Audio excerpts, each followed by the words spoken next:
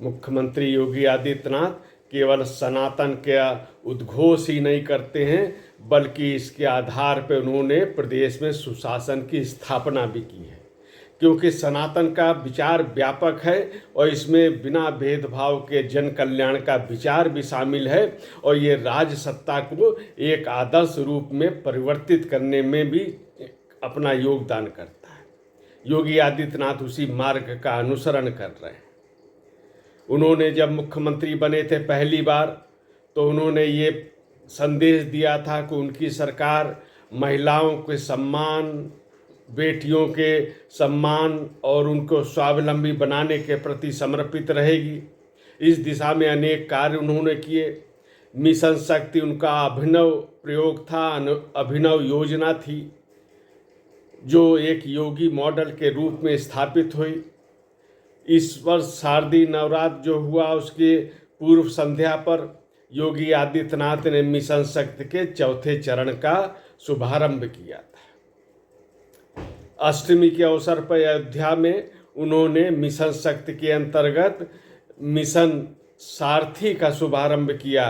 51 बसों को रवाना किया और इसमें सब महिला ही उसकी ड्राइवर हैं, उसके परिसहायक हैं। और इस तरह का संदेश जो दिया, एक तरह से महिला सशक्तिकरण का, बेटियां और महिलाएं स्वावलंबी बन रही हैं, शिक्षित बन रही हैं, सुरक्षा पे ध्यान दिया जा रहा है, उनका सम्मान बढ़ा है। विगत 6.5 वर्षों में पूरा प्रदेश ये देख रहा है, और योगी मॉडल की इस रूप में पूरे भारत में प्रशंसा भी है, चर्चा भी। और ये संदेश भी देते हैं योगी आदित्यनाथ कि ये सनातन के चिंतन से ही संभव हुआ, और इस तरह बिना कहे वो सनातन के विरोधियों को एक प्रकार का संदेश भी देते हैं। नवरात्र पर उन्होंने गोरक्ष पीठ में कन्याओं के पांव पखारे, उनको स्वयं अपने हाथों से भोजन परोसा। वह गोरक्ष पीठाधीश्वर हैं। इस रूप में वो जो परंपरा के अनुसार जो वहाँ पे अनुष्ठान चलते हैं, उनका पूरा निर्वाह करते हैं।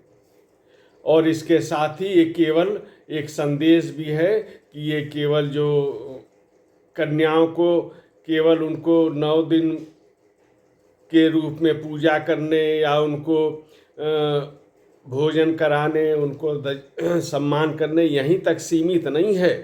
ये केवल एक अनुष्ठान मात्र नहीं है, बल्कि एक समाज और राज सत्ता दोनों के लिए एक बड़ा संदेश है कि यत्र नार्यस्तु पूज्यन्ते रमन्ते तत्र देवता। ये सनातन संदेश है, और ये राजधर्म में अगर इसका कोई पालन कर रहा है तो योगी आदित्यनाथ हैं। उन्होंने इस अवसर पे जो कन्याओं को भोजन कराया और पूरी परंपरा श्रद्धा के साथ उनका सम्मान किया, चुनरी उड़ाई और उनके पांव पखारे, पैर छुए। इस तरह से उन्होंने एक परंपरा का निर्वाह करते हुए उन कन्याओं का, बटुक का जो परंपरा है उसके अनुसार उन्होंने सम्मान किया।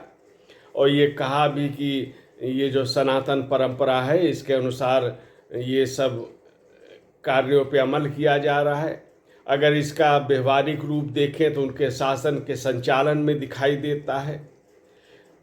पुलिस बल में उन्होंने महिलाओं के भर्ती के लिए व्यवस्था की, लाखों की संख्या में उनकी भर्ती की गई है। एक तरह से स्वाभिमान बढ़ रहा है। घरौती योजना के अंतर्गत महिलाओं को मालिकाना हक दिए जा रहे हैं। योगी आदित्यनाथ ने जो केंद्र की योजनाएं हैं, शौचालय निर्माण की, उज्ज्वला योजना, इनको सबसे शानदार ढंग से लागू करके महिलाओं के सम्मान को बढ़ाने का काम किया है।